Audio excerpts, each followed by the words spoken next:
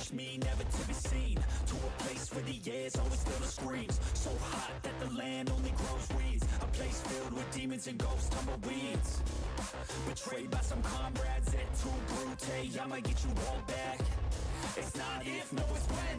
Better watch out, cause I'm coming for revenge. I'ma train hard, I'ma go far. I will learn with every new scar. Got a cold heart, yeah, I'm feeling arc. Enemies give me energy from the start. Got an addiction to winning, so I will work till I get it. The sweat is dripping, I'm in it, I'll never stop till I finish. I'm feeling demons possessing, they took a hold of my vessel. The energy of a devil, yeah. A new man, a new me. Better watch out, you ain't never seen a beast. I don't always have control, he could be me. Got a chip on his shoulder and he got some sharp teeth. Anyone in my way, and anyone who betrayed, anyone I have to face, I'll wipe them out like the plague.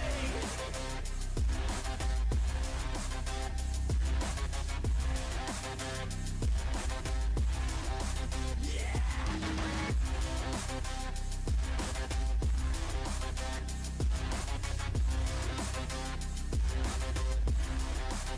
I'll wipe them out like the plague. Bullets fly through the air. If you got a death wish, come outside, don't be scared.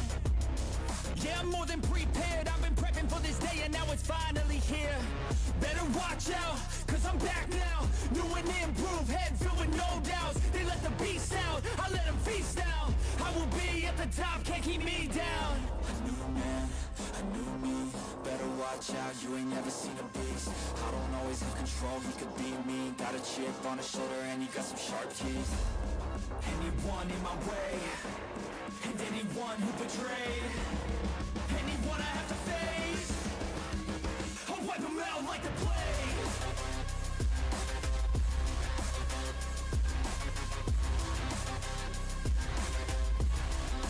Yeah.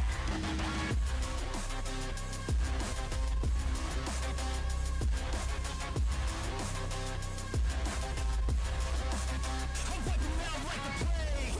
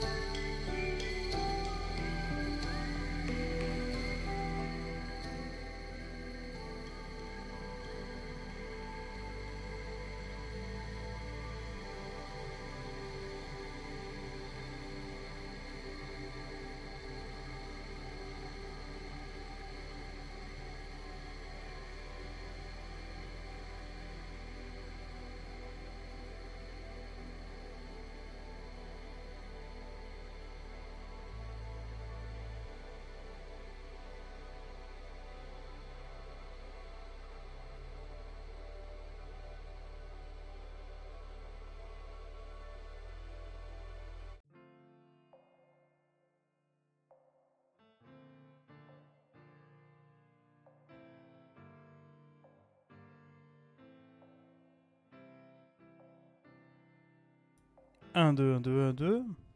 Bonjour, bonsoir. Bonjour tout le monde, j'espère que vous allez bien. J'espère que vous avez passé une bonne journée. Ou que vous passez une bonne journée. Voilà, accessoirement. Bon, il faut que je modifie mon setup. Parce que tout simplement, il y a plein de choses qui vont pas depuis un moment. Depuis qu'il y a ça qui est en train de se casser la gueule chez moi. Mais du coup, voilà, ça veut dire qu'il y aura des aménagements de fait, qu'effectivement j'ai remarqué pendant les lives, ça m'a été dit, mais que voilà, mes yeux ne vous scrutaient pas bien pendant les lectures ou même ensuite. Mais voilà. Mais l'idée aujourd'hui, c'est de partir sur quelque chose, voilà, une lecture socio à nouveau. Alors, il fait très chaud. Sincèrement, ça va être très difficile pour moi de faire ce live dans un état normal. Donc, moi, j'ai pas de ventilo. Le chat lui-même, il est en train de mourir. Le chat que je garde, qui d'ailleurs me quitte ce soir. Sniff. Mais voilà. Donc on va essayer de décourter au maximum. On va essayer de lire le chapitre 1 et d'en rester là. Parce que c'est moins facile à tenir du roleplay. Faut être en forme, faut machin, faut truc. Et moi, je suis pas du tout en forme avec cette chaleur. Voilà. Et d'ailleurs, on peut se le dire, cette chaleur, c'est de la merde. Voilà. Salut PHP. Donc voilà, donc du coup, tout ça pour dire que la lecture va être écourtée aujourd'hui, mais elle va être néanmoins présente. Alors pour ceux qui ne me connaissent pas, moi c'est Joël Sociologue, je fais de la sociologie, j'adore la sociologie. Chope un rhume. Ah, bonne idée. Le chat a un rhume, mais non, ça va. Mauvais tips. Mais alors du coup, on va faire, je fais de la sociologie, donc je fais de la lecture de sociologie, donc des sciences sociales. Et en même temps, ça permet justement de rendre compte de certaines réalités sociales, etc. Machin, discuter de sujets politiques, polémiques, etc. Et de donner peut-être une surface un petit peu plus scientifique sur les phénomènes qu'on voit. Voilà, donc sans forcément aller tomber dans des polémiques politiques, néanmoins, la politique étant émanante à toute réalité sociale qu'on connaît, puisque c'est des enjeux politiques qui politisent ces phénomènes, eh bien, on se doit évidemment d'en apporter certains outils, voilà, certaines grilles de lecture, et c'est ce que je me proposerai à travers ces lectures de sciences sociales. Alors, je fais aussi du roleplay sur Red Dead Redemption. Alors, vous m'avez peut-être connu pour les publics récents là-dessus. Alors, il n'y a pas de souci, hein, c'est quelque chose qu'on continue. Pour l'instant, les lectures sociaux sont très minimes parce que ça paye pas. Et aussi parce que je suis navré de vous le dire, mais parce que je n'ai pas le temps. Voilà, je n'ai pas le temps d'assurer à la fois le roleplay, à la fois les lectures, à la fois rentrer du taf, faire quelque chose d'épuisant. Ma vie sociale est déjà assez prise comme ça. Donc il faut faire des sacrifices. Et malheureusement, c'est les lectures sociaux qui en pâtissent. Voilà. Un reste sur Drapi. Ah oui. Ah bah trop cool, oui, bien sûr. Et on salue Drapi évidemment. Donc mais il faut savoir voilà que je fais de la socio à la base, que cette chaîne est là pour ça aussi à la base. Elle n'est pas là que pour me regarder faire du roleplay sur Red Dead. Mais néanmoins voilà, en ce moment elle sert plutôt à ça. Et tout ça pour vous expliquer que ce n'est pas une arnaque, c'est juste que flemme, voilà. Donc mais en tout cas, je suis content de vous retrouver. Je suis content de vous voir là. Je suis content de savoir qu'il y a des gens qui continuent à regarder ces lives quand j'annonce juste de la lecture. Et ça, c'est plutôt cool parce que il faut pas que vous partiez. Voilà, parce que on est là, Wouh. Bref. Alors, avant toute chose, j'aimerais commencer par la lecture d'un passage d'un livre de Richard Morgan dans Carbone Modifié. On va couper la musique. Dans Carbone Modifié, tu resteras à l'affût du chat dans la lecture. Oui, alors, pour expliquer les lectures, en fait, vous pouvez me couper. C'est-à-dire que moi, en gros, à tout moment, vous me dites tu vas trop vite, j'ai pas compris quelque chose, est-ce que tu peux relire cette phrase, est-ce que tu peux ralentir le rythme, etc. Et tu peux même polémiquer, discuter, machin, échanger avec moi là-dessus. L'idée, c'est que ce soit un échange. Si c'est que la lecture, ça serait un podcast, c'est une discussion. Alors évidemment, avec toutes les limites qui s'entendent à travers Twitch, mais néanmoins, comme j'ai pas non plus un vaste public sur ce genre de choses, bah, j'en profite aussi pour échanger. L'idée, c'est de faire de la vulgarisation scientifique, c'est aussi d'expliquer finalement d'une certaine manière les choses, et même, pourquoi pas, de partager différents regards de, du phénomène. Et là, justement, c'est un phénomène où il y a différents regards. On avait lu le mois dernier, évidemment, l'introduction, enfin il y a 2 semaines. Donc je vous invite à regarder sur la chaîne replay. Hop, où vous aurez évidemment l'épisode. Il y a la playlist lecture sociaux. Il faut d'ailleurs que je la réinvestisse un peu. Avec l'introduction de Où va l'argent des pauvres de Denis Colombi. Un livre aux éditions Payot. Et du coup, là, justement, on allait commencer le chapitre 1. Puisque on expliquait que la pauvreté, finalement, on pouvait toujours tous et toutes spéculer dessus. Hein. Mais finalement, pourquoi les pauvres, quand on leur donne de l'argent, ils achètent des écrans plats? Pourquoi ils se retrouvent avec le dernier iPhone? Pourquoi ils vont mendier dans le métro pour ensuite boire de l'alcool? Donc, toutes ces choses-là, ces petits jugements de valeur de la vie de tous les jours, qui ne se posent pas la question élémentaire, qui pourtant est supposée, à savoir comment les gens en viennent-ils à être pauvres? Où passe leur argent? C'est ça qui qualifie, qui structure d'une certaine manière la légitimité d'être reconnu comme pauvre. C'est vos revenus. Donc comment se fait-il, si on parle des pauvres tout le temps, qu'on ne parle absolument pas de la question de où, au fond, va leur argent? On spécule toujours dessus.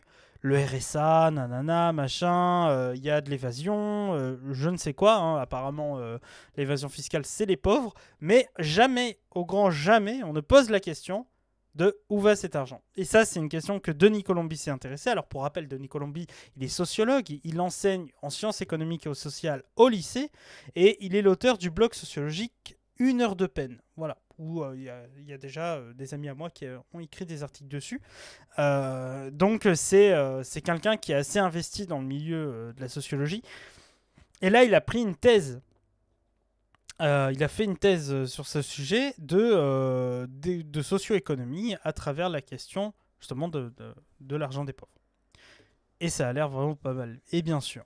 Et donc voilà, donc à tout moment vous pouvez me couper, machin, etc. Machin. En tout cas, l'idée c'est que ce soit un échange. Il n'y a pas de jugement de valeur de ma part, sauf si vous m'énervez trop. Si vous dites vraiment des énormités qui, qui iront dans un sens très perturbant. Mais voilà, mais après, je peux entendre des gens qui pensent que les gens sont des assistés, machin. Je leur montrerai que c'est faux. Et c'est tout. Voilà. C'est voilà, parce que mon but après si les gens veulent pas entendre, là ils auront autre chose, mais voilà, le but est réellement de rendre compte d'un truc et de faire en sorte que ça se diffuse, que les gens soient au courant et qu'ils arrêtent de polémiquer avec des choses qui ne sont pas les véritables polémiques. En tout cas, à mon sens et sociologiquement, c'est assez visible. Alors, je tiens à dire on a perdu aussi une figure de la sociologie récemment, qui est Howard Baker, hein, qui avait travaillé sur la déviance notamment. Il est connu pour ça, mais aussi sur le monde de l'art. On a perdu un grand sociologue hein, qui a arrivé à rendre compte justement de comment la déviance s'orchestrait par la société, par les interactions entre les individus, la manière dont ceux-ci qualifiaient et caractérisaient des personnes au nom de caractéristiques, par exemple un ex-toxicomane restait un toxicomane pour le regard des autres, etc. Donc c'était très intéressant et voilà. S'il y a des lurkers qui veulent des subs, je calasse. Ah là là. Ah c'est gentil PHP. Moi je veux bien des subs. Hein. J'ai plus d'argent pour manger. Voilà. Bon. Donc. Les coupables idéaux. Du bon et du mauvais pauvre. Donc là, je vais pas vous lire l'extrait de Carbone modifié de Richard Morgan de suite. Alors. Si, remarquez, je vais le lire. On va commencer par ça, parce que je trouve que ça rend bien compte du problème aujourd'hui qu'ont les gens à manifester leur Oui, PayPal. Normalement, il est sur la bio tout en bas. T'as mon PayPal. Voilà, ou sinon tu as le Ko-fi qui est indiqué juste là. Voilà, tu as le lien Ko-fi. Donc moi je vais vous lire juste cette partie. Une petite partie qui me semble rend compte un peu de pourquoi les gens aussi pauvres, entre guillemets, s'agressent, s'attaquent. Et comment d'une certaine manière cette structure elle est liée aussi à la manière dont on perçoit finalement les phénomènes d'institution. Et il y a cette phrase, moi, que j'ai beaucoup aimée. Alors, c'est de la SF. Bonjour la mouche.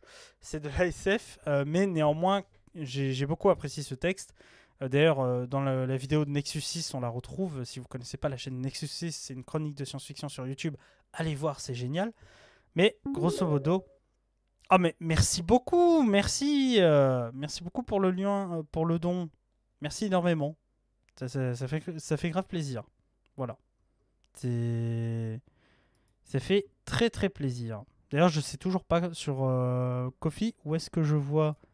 Attendez, où est-ce que je vois l'argent? Attendez. Comme ça, on regarde en même temps. Je découvre, hein, je découvre.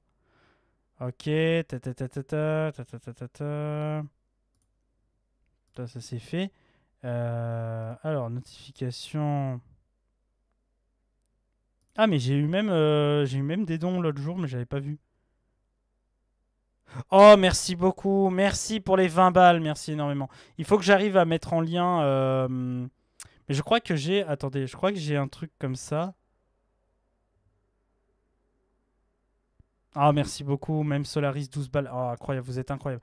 Mais je crois que j'ai un lien pour montrer. Alors. Pop, pop, pop, pop, pop, pop, pop. Et encore une fois, qu'importe le don. Hein, qu'importe si c'est 1 euro, c'est 1 euro. C'est génial. Enfin, voilà. Vous êtes géniaux. Alors, où est-ce que c'est? Your page, non. My supporter, non. Ah, voilà. Bottom et widget. Donation widget. Non, c'est pas ça du tout. C'est pas ça du tout. C'est impressionnant par contre tout ce qu'ils mettent comme outil Ko-fi. C'est vraiment bien fait, je trouve.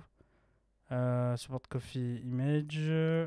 Ok, mais moi j'ai envie de voir s'il y a une barre de progression qui existe. Stream alert, Twitch chat alert, logo button badge. Bah écoutez, je sais pas du tout. Je sais pas du tout, du tout, du tout, du tout. Ah bah on verra ça. Ah si, si, si, voilà, voilà, voilà. Ah mais c'est ça. Attendez. Ici on bricole en direct pour les dons. Attendez. Ça c'est hop, hop, hop, hop, hop. Où est-ce que c'est? Où est-ce que j'ai mis? Ah, dans les alertes. Navigateur web. Test Ko-fi. Hop. Attendez, j'essaye de voir si ça fonctionne. Bah, j'ai une barre. Mais elle ne m'indique rien. Voilà, je ne sais pas ce qu'elle est censée m'indiquer. Bah, c'est pas grave. Ah, peut-être qu'il faut que je mette un objectif. Bon, je ferai ça plus tard. Mais merci beaucoup. Merci énormément, évidemment. Ah, mais c'est là, 7 gold. Voilà. Ah, attendez, on va tester ça. C'est incroyable. Les joies du direct, exactement. Alors, je vais appeler comment cette barre. Hop. Aidez-moi à vivre sociologiquement. On commence avec du coup 32 et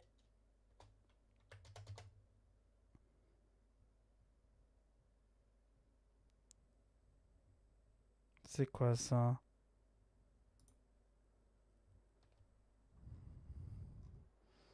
Ah bah voilà, c'est bien ça. C'est très très bien. Voilà, et maintenant il se met là. Attendez. Putain, je suis en train de tester en direct. Bon, c'est un peu dégueulasse, le titre est trop grand, mais je le modifierai. En gros, vous avez le soutenir ma chaîne. Et... Attendez, je pousse tout ça. Putain, je sais pas où le mettre.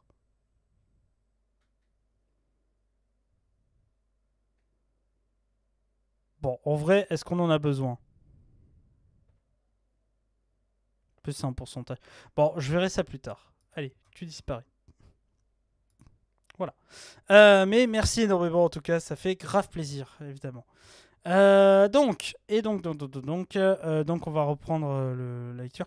Et donc, l'idée, voilà, c'est pour moi, en fait, là où ça m'inspire beaucoup, c'est que ce que je vais vous lire, c'est quelque chose que je pense qu'on peut reprendre d'un point de vue politique dans nos vies, puisque je l'ai dit très tôt, hein, le sujet de la pauvreté, c'est aussi un sujet de politique, puisque la politique est liée à nos vies, nos existences, la manière de les réguler. Ce que Foucault appelait la biopolitique, hein, d'ailleurs, hein, c'est-à-dire quelle politique, on va dire, entraîne la mort des individus, entraîne à l'inverse leur existence au long terme. C'est un peu ça l'idée de Foucault. Alors, la sphère personnelle, comme chacun se complaît à le dire, est politique. Donc si un crétin de politicien ou un drogué de pouvoir essaie de la jouer politique pour vous faire du mal, à vous ou à ceux que vous aimez, prenez-le personnellement. Mettez-vous en colère. La justice ne vous servira à rien. Elle est vieille, lente et elle leur appartient. Seuls les petits souffrent dans les mains de la justice. Les créatures de pouvoir s'effacent avec un clin d'œil et un rictus.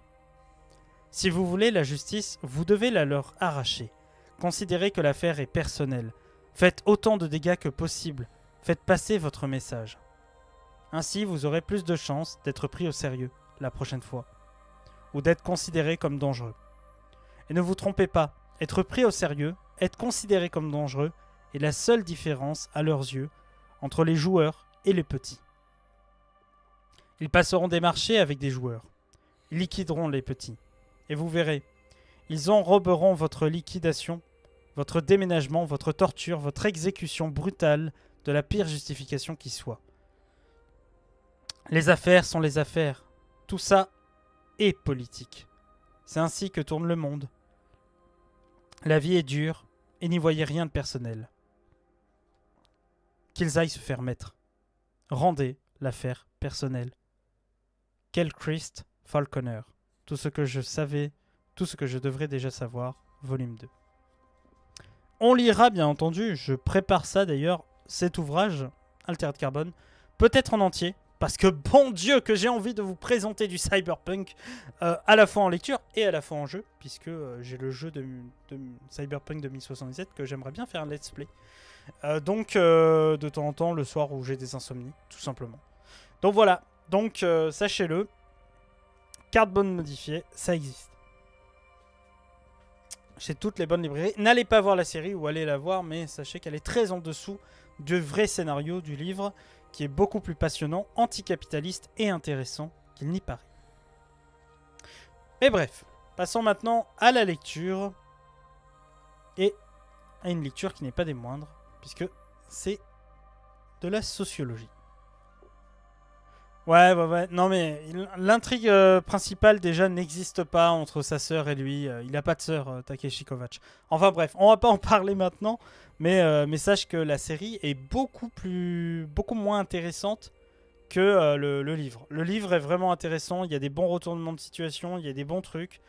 Vraiment, lisez le livre. Il est sorti en 2003, il a reçu le prix Philippe Cadic. C'est pas rien. Attendez, je crois que j'entends le chat qui a un problème. Ça va, petit chat? Il nous fait une crise, il a un rhume, il a du mal à tousser. Bon. Et maintenant, on va commencer.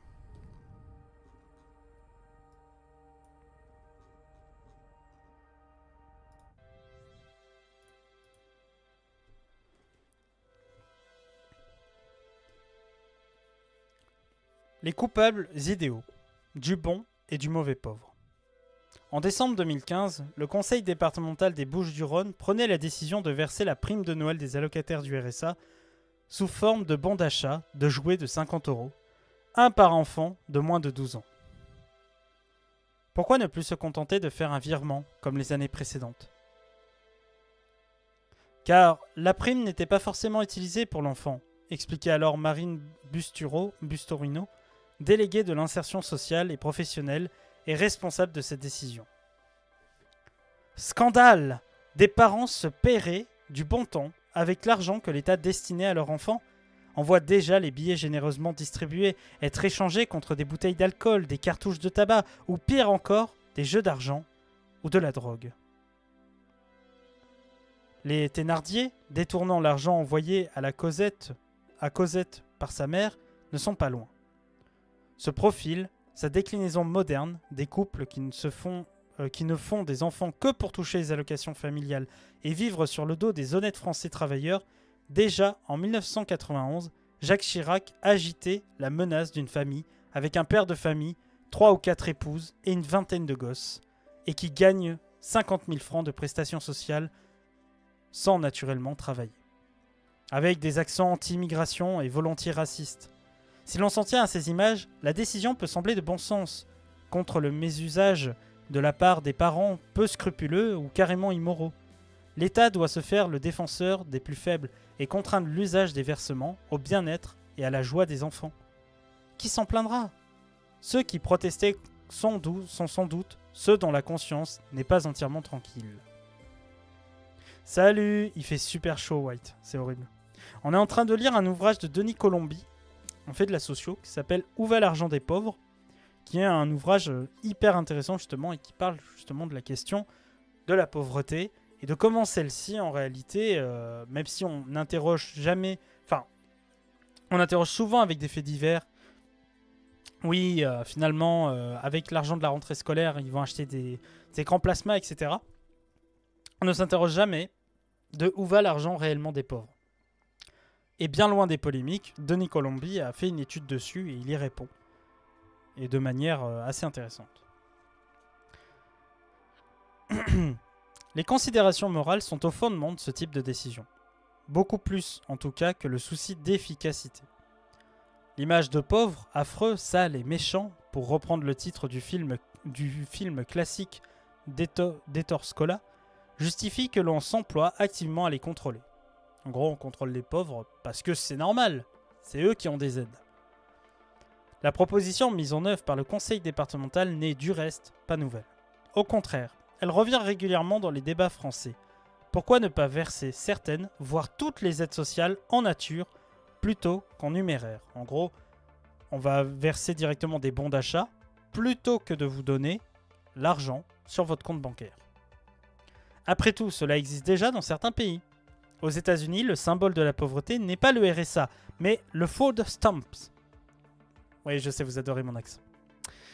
Des tickets alimentaires versés par l'État à quelques 40 millions de bénéficiaires, afin qu'ils puissent se procurer de la nourriture, des biens de première nécessité, et surtout rien d'autre. Ni alcool, ni tabac. Certains États vont plus loin. En 2015, le Missouri a ainsi décidé d'interdire l'achat de certains aliments à l'aide de ces tickets. Les cookies, les chips, les boissons énergisantes, les sodas, les fruits de mer et les steaks. L'idée qu'un pauvre pourrait utiliser les subsides publics pour se payer un steak diner, l'exemple même du bon repas dans l'imaginaire américain, soulève une réprobation morale telle que la loi peut venir s'en mêler, surtout s'il s'y ajoute des considérations a priori bienveillantes sur la santé des plus fragiles. Empêchons-les d'acheter des biscuits et des boissons sucrées. Ils ne s'en porteront que mieux, surtout lorsque l'épidémie d'obésité fait rage. Là encore, tout cela peut sembler justifié. Ne faut-il pas éviter que les pauvres gâchent leur argent dans des produits qui seraient dangereux pour eux? D'ailleurs, s'ils sont pauvres, n'est-ce pas parce qu'ils ont du mal à résister aux tentations, aux addictions et à la publicité? Il n'y a jamais qu'un pas entre penser que les pauvres prennent de mauvaises décisions et penser qu'ils sont pauvres parce qu'ils prennent de mauvaises décisions. Et c'est un pas que certaines franchissent avec une vitesse peu commune. c'est de leur faute. Ouais, c'est un peu l'idée. C'est un peu l'idée que c'est de leur faute. Et du coup, vous en pensez quoi? Genre, on vous dit, bah, vous gagnez pas beaucoup en salaire, même quand vous travaillez. Et on décide de vous donner des bons d'achat, mais pas pour acheter des cookies, du sucre. Tu vois. Alors, imagine maintenant que t'as pas un salaire à côté et que c'est juste ton revenu vital. Parce que le RSA, c'est ça, typiquement. Sans RSA, vous ne pouvez pas vivre dans la société humaine, qui est la nôtre. Sans le RSA, difficile, justement, de justifier un loyer, de pouvoir le payer, de pouvoir payer un endroit où dormir, où vivre, de payer une couverture pour se chauffer, etc. etc.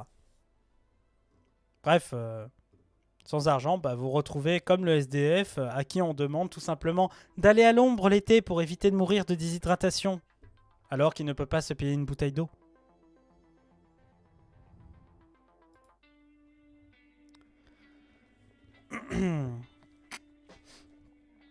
Pourquoi ces propositions sont-elles si séduisantes? Sans doute parce qu'elles combinent deux coupables idéaux, les pauvres et l'argent. Deux sujets sur lesquels les considérations morales vont bon train, où l'on est plus prompt à prononcer un jugement qu'à chercher à comprendre, pardon. Contreprendre, j'invente des mots. Donc on va plus chercher à mettre un jugement qu'à chercher à comprendre. Deux entités marquées par un soupçon d'immoralité. Au premier, on reproche implicitement de ne pas être capable de se contrôler, de se retenir et de faire le bon choix. Du second, on craint l'effet corrupteur, le pouvoir séducteur et la transformation d'honnêtes travailleurs en oisifs professionnels. Des bons parents en exploiteurs sans scrupules, des jeunes pleins de vie et assistés amorphes ou même des pauvres fémiliques, mais nobles, en obèses consommateurs décérébrés. En gros, si on donne trop d'argent à un pauvre, bah celui-ci va juste être encore plus gros, plus con et plus connard avec les gens et arrogant. Ah, regardez, il ne travaille pas et il a de l'argent. Ah, salaud. C'est une infantilisation des plus précaires. Le problème, c'est que certains produits mauvais pour la santé sont moins chers et sont plus plaisants, voire plus faciles à consommer. Exactement. Tout à fait vulgadroit. C'est très vrai. Mais ça, c'est un enjeu de santé publique. Et là, on pourrait revenir à Didier Fassin, dont nous avons fait la lecture dans un précédent épisode disponible sur YouTube. Abonne-toi. Oui, abonnez-vous à ma chaîne YouTube, hein, n'oubliez pas. Attendez, je vous remets le lien.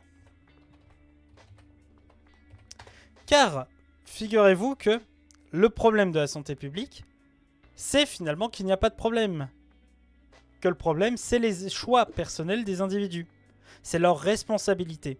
La santé publique n'est jamais plus qu'une affaire d'autrui, alors que la médecine clinique, elle favorise et valorise l'idée que c'est au contraire aux praticiens de santé de protéger les gens contre ce genre de choses.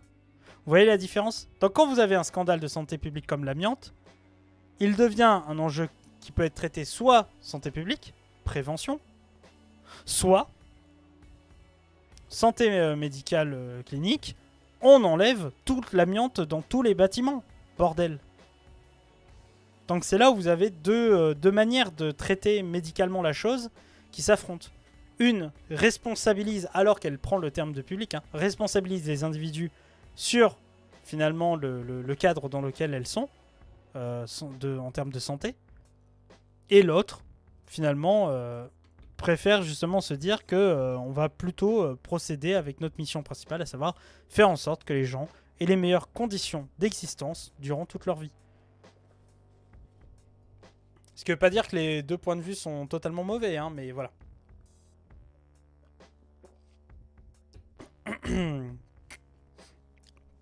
La rencontre entre les deux, donc entre effectivement le pauvre et l'argent, donne sans surprise un cocktail détonnant, sujet à tous les jugements faciles plutôt qu'à l'effort de connaissance. Certains pourront toujours arguer et même montrer que non, majoritairement les pauvres n'utilisent pas les aides publiques pour mener la grande vie et se payer des repas ces repas de roi sur le dos du contribuable. On leur répondra alors qu'il ne s'agit pas de contrôler les quelques cas minoritaires si l'on insiste d'abus, et que les vrais pauvres, eux, n'en souffriront pas. Et d'ailleurs, quel est le problème à essayer de protéger certains des sirènes du capitalisme et de sa consommation de masse? Ah, je suis désolé, ça me donne juste envie de mettre une petite musique très rapidement. Parce que vraiment, là cette réponse, elle était tellement, mais tellement la réponse de cette musique. Attendez, je vous mets juste le début, vous allez comprendre. Les pauvres prennent la voiture, aiment le plastique, ils abîment la nature. Les pauvres sont feignants, fument trop, font leur course à Auchan. Les pauvres sont agressifs, ils font du bruit, leurs gosses sont mal polis. Ils prennent des douches trop longues, ils mettent le chauffage en hiver. Toi tu télétravailles dans ta ville en terre-paille. Tu pars en vacances en voilier, tu parraines un bébé chimpanzé. Tu portes des slips en peau de banane, entièrement fabriqués en France. Oui, t'as acheté des chaussures en plastique, mais pour chaque paire acheter un petit arbre et planter. J'aimerais que tu meurs dans ton lombricomposteur, que les vers te digèrent, que tu retournes à la terre. Elle est en bas à droite de l'écran. Vulva assassine, sauveur de monde. On profite comme ça de l'eau.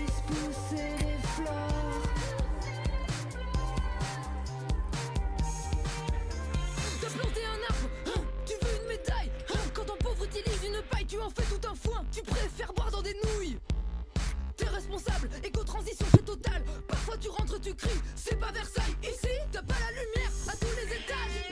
Tu ne vas plus au bar à masse, tu te laves le cul un jour sur deux. Tu tires la chasse une fois sur trois. Ta femme de ménage essuie les plâtres. Ton rêve c'est que les gens respirent l'air pur, qu'ils se reconnectent à la nature, que tous les gens puissent être heureux. Mais ils sont un peu trop nombreux. Voilà. Qualitatif cette musique, exactement. Donc, c'était par rapport à la phrase. Et d'ailleurs, quel est le problème à essayer de protéger certains des sirènes du capitalisme et de sa consommation de masse? Que vous soyez de droite ou de gauche, vous y trouverez bien votre compte. Inutile donc de s'inquiéter ou même d'essayer de discuter. Sauf à être soi-même moralement en faute. En train d'encourager l'assistanat d'un côté du capitalisme triomphant de l'autre. Voilà, ça c'est exactement ce que... j'avais été sur un live de Damon. Je sais pas si vous connaissez Damon, hein, c'est un streamer qui fait des streams de qualité sur plein de sujets. Et en tout cas, il fait une libre antenne. Voilà, il invite plein de monde. Et je trouve que sa libre antenne est assez basée. Voilà, il cadre bien les gens. Attendez, je vais...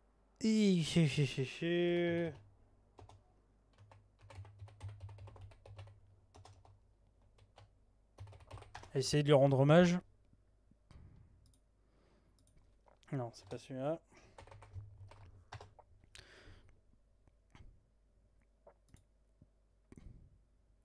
Attends, sa chaîne. Oui, c'est ça.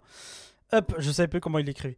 Mais voilà, donc Damon, il prend plein de sujets, il essaye d'en parler. Et c'est assez intéressant, moi, je trouve. Mais bref. Et il y avait quelqu'un chez Damon ce jour-là qui, justement, me disait mais non, mais les gens qui commandent Deliveroo, franchement, moi, je pourrais pas, c'est dégueulasse parce que vous exploitez quelqu'un, nanana. Et moi, je lui dis, mais en fait, Deliveroo, c'est hyper utile. Il y a des gens qui, littéralement, sont en situation de handicap, qui aimeraient bouffer un truc du resto, et en fait, ça leur fait du bien de se dire qu'ils peuvent se faire livrer et tout. Et là, il m'a jugé en me disant, ouais, mais t'exploites des gens dans des conditions de travail terribles, nanana. Et je fais, oui, mais en fait, ces gens dans les conditions de travail terribles, ils ont besoin d'un taf pour vivre. Donc, c'est comme si tu reprochais à un chauffeur Uber d'être chauffeur Uber, finalement. Tu vois? Et aux usagers de Uber d'avoir besoin de Uber.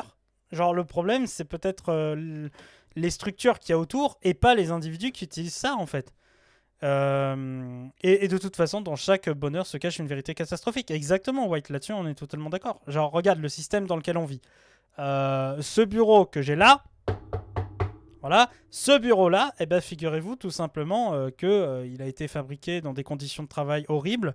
Il vient sans doute de Chine, il a dû exploiter des Ouïghours qui sont génocidés là-bas et qui ont des ateliers de travail forcés. Voilà, genre, typiquement, notre système dans lequel on vit dans notre société est quelque chose d'horrible. Alors, ça ne veut pas dire qu'il ne faut pas se révolter contre ça, ça ne veut pas dire qu'on ne peut pas le dénoncer. Néanmoins, pensons avant de faire un jugement sur l'existence d'un appareil, certes peu favorable pour des travailleurs, mais néanmoins nécessaire pour vivre. Peut-être ne jugeons pas les travailleurs et les consommateurs de ce système. D'autant que les gens qui commandent Deliveroo ne sont pas des gens avec beaucoup d'argent. Moi-même, je le sais parce que je commande des Deliveroo à plusieurs moments. C'est pas des gens forcément qui ont beaucoup d'argent, c'est des gens qui, justement, veulent se faire plaisir, ne peuvent pas se déplacer ou ont la flemme de se déplacer, etc. pour plein de raisons, etc. Le problème de Deliveroo, attends, je lis White, et honnêtement, j'ai un ami qui est livreur et ils sont pas exploités. Par contre, il y a des gens, pas forcément le terme que tu as employé, mais bon, qui font du travail dissimulé en recrutant aux blagues des livreurs sous-payés. Exactement. Alors, les livreurs sous-payés, il faut savoir une chose, c'est que souvent, c'est des sans-papiers. Comme ils n'ont pas de papier, ils n'ont pas le droit de s'inscrire à la plateforme. Donc, ils utilisent un compte que leur donne justement un des livreurs qui, lui, prend une part sur chaque livraison que fera le travailleur sans papier. Et c'est comme ça que, justement, il existe entre eux un compte tiers. C'est ça. C'est comme ça qu'il existe entre eux, évidemment, un vrai système d'exploitation. Le problème des Deliveroo et autres plateformes, c'est le business de la plateforme, mais pas le concept de livraison qui est utile, malheureusement, dans une société capitaliste ou des personnes qui n'ont pas de taf. Exactement. Tout à fait, Vulgadroit. C'est pour ça que des fois, votre livreur ne ressemble pas à la photo. C'est vrai. Alors moi, j'ai jamais regardé la photo, mais oui. C'est sur Uber Eats qu'il y a les photos ou c'est sur Deliveroo? Parce que Deliveroo, moi, j'ai pas l'appli, je me sers du PC, parce que c'est souvent quand je stream, mais jamais je vois la photo. Ah, c'est sur Uber Eats qu'ils mettent la photo, d'accord. Mais ok. Mais oui. Et encore une fois, c'est pour ça, il y a des gens qui réellement s'en prennent aux livreurs. Je le sais, ça existe. Ne vous en prenez pas à ces gens. Ces gens font un taf remarquable. C'est comme si vous en preniez à des femmes de ménage dont on a externalisé leur contrat. C'est-à-dire, par exemple, ils bossent pour le privé, mais le privé qui sert du public. En gros, le public paye le privé pour qu'une entreprise privée vienne faire ce que le public savait faire déjà avant et avait des agents titularisés pour le faire. Mais bon, maintenant, c'est du privé. Bon, vous n'allez pas en vouloir à ces femmes de ménage de voler du travail du public, alors que c'est déjà une décision qui vient du public. Hein. Et ensuite, alors qu'elles sont sous-payées et que souvent, à la fin de leur contrat, on leur dit de signer un contrat de démission. Vraiment, on leur dit de signer un contrat de démission pour éviter qu'elles touchent le moindre tribut. Voilà, de leur fin de contrat. Donc voilà, on est là-dessus. Et la mairie de Paris, par exemple, pour qui j'ai travaillé en bibliothèque, a une affaire sur le dos là-dessus, sur la société de ménage qu'on employait, qui faisait signer des contrats de démission à la fin des contrats de travail. Les gens se cassaient le cul pendant 2 ans, entre 1 an et 3 ans dans l'entreprise. Ils n'avaient même pas un petit pécule à la fin, et c'était des CDD à chaque fois. Et en plus de ça, ils galéraient de ouf, avec des horaires vraiment merdiques. Et les employés ne leur disaient jamais bonjour. Je crois qu'on a été 2 collègues à leur dire bonjour quand on les croisait. Personne ne leur dit bonjour, personne ne leur parle. Ou alors, ça c'est drôle, moi une fois j'en vois un qui galère à faire son taf, il le fait, et après j'entends un collègue qui dit « Non mais il n'est pas passé l'autre matin, hein, je vais le dire à la société, hein, c'est vraiment... c'est inadmissible. » Et moi je suis là en mode « Oui, quelque part t'as raison, on paye une prestation, la mairie de Paris paye une prestation, elle doit être faite, on ne doit pas mentir et tout, et quelque part d'autre,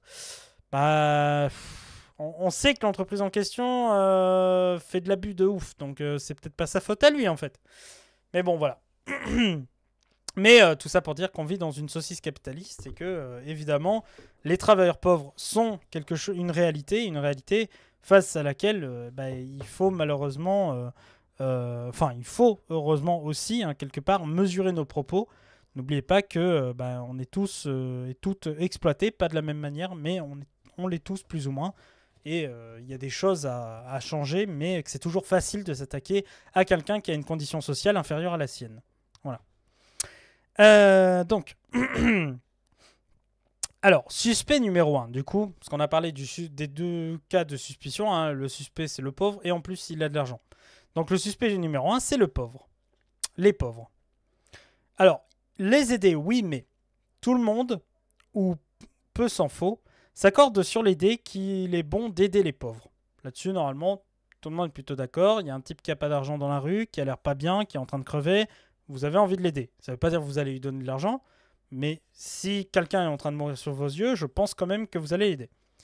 Qu'un homme riche donne un repas à quelqu'un qui est en privé apparaît généralement comme un comportement non seulement moral, mais aussi souvent impératif.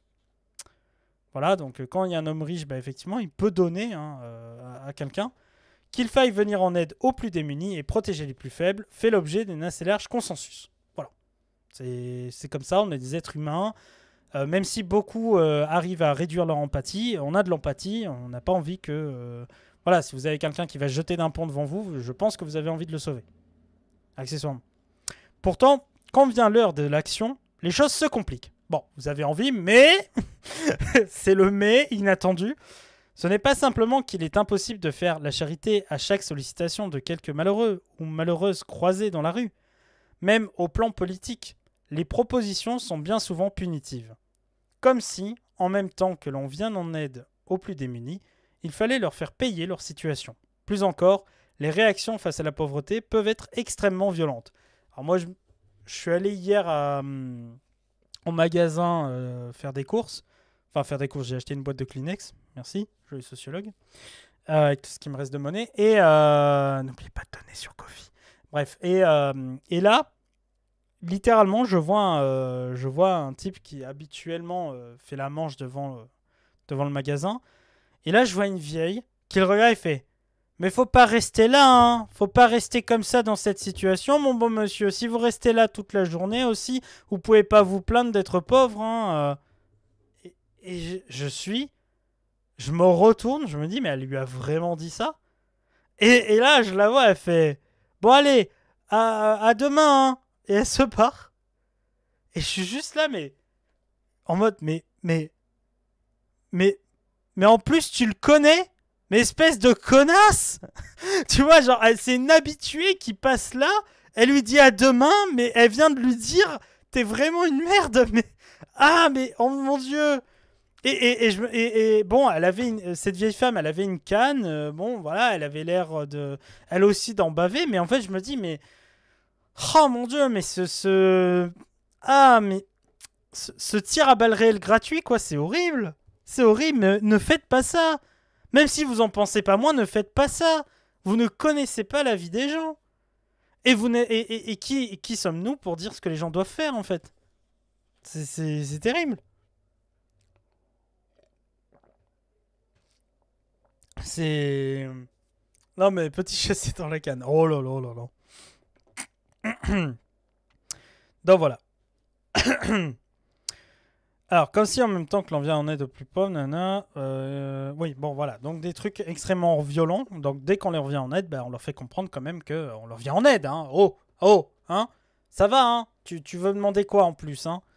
Tout à l'heure, j'ai appelé l'assistante sociale de mon travail pour lui demander de l'argent. Et elle me dit, très bien, mais vous savez, on va discuter de si c'est nécessaire ou pas que vous ayez une aide. Je lui dis, mais madame, actuellement... Quand je reçois mon salaire, mon compte est en négatif. Elle me dit oui, non mais j'entends, mais on va vérifier vos comptes bancaires. Mais très bien. T'es assistante sociale, vérifie mes comptes bancaires. Mais on s'est même pas encore vu. On se voit la semaine prochaine. Laisse-moi le temps de t'apporter mon compte bancaire, de bien vérifier si je suis bien un bon pauvre. Avec qui dépense bien l'argent comme il faut pour être pauvre. Et je vous jure, si elle me dit « Ah, mais c'est bizarre, je vois Amazon, 43 € ce mois-ci, crédit Cofidis, qu'est-ce que vous avez fait de cet argent ?» Et je vais lui dire « Mais madame, en fait, j'avais besoin d'acheter un nouvel écran pour mon stream, parce que l'ancien était mort. » Si elle me dit « Oh là là, c'est terrible, vous voyez, vous dépensez mal votre argent pour 43 balles. » Mais je vais lui dire, mais madame, attendez, là, vous comprenez pas. Moi, Twitch, je gagne aussi de l'argent dessus. C'est un travail. C'est un investissement personnel. Et comment se fait-il que vous soyez en mesure de me dire ce qui est juste légitime ou pas de comment je consomme mon argent? Je suis pauvre. Je peux consommer mon argent dans n'importe quoi, je vais être pauvre. Ça ne changera rien. Mon compte sera en négatif, je n'aurai pas d'argent, ça ne changera rien. Donc, à quel moment vous allez être légitime pour me dire « Eh, monsieur, vous avez acheté là une bouteille d'alcool ce mois-ci quand même. Hein. » À quel moment?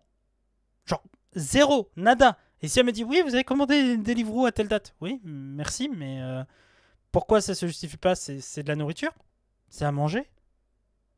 Elle va me dire, oui, mais vous comprenez, c'est un repas. Oui, bah moi je suis désolé, hein, moi je saute des repas, madame. Voilà. Pour m'acheter ce Deliveroo. Donc voilà, donc je m'attends tellement. Elle avait l'air au téléphone gentille, mais en même temps, quand elle m'a dit ça comme ça, un peu cash, vous voyez, ça sent quand même le côté, ouais, non, mais vous allez bien prouver que vous êtes pauvre. Voilà. Et ça, l'enjeu de la preuve, je trouve ça déjà punitif en soi. Parce que c'est pas facile déjà d'aller demander de l'aide. C'est encore moins facile de devoir justifier les dépenses qu'on fait.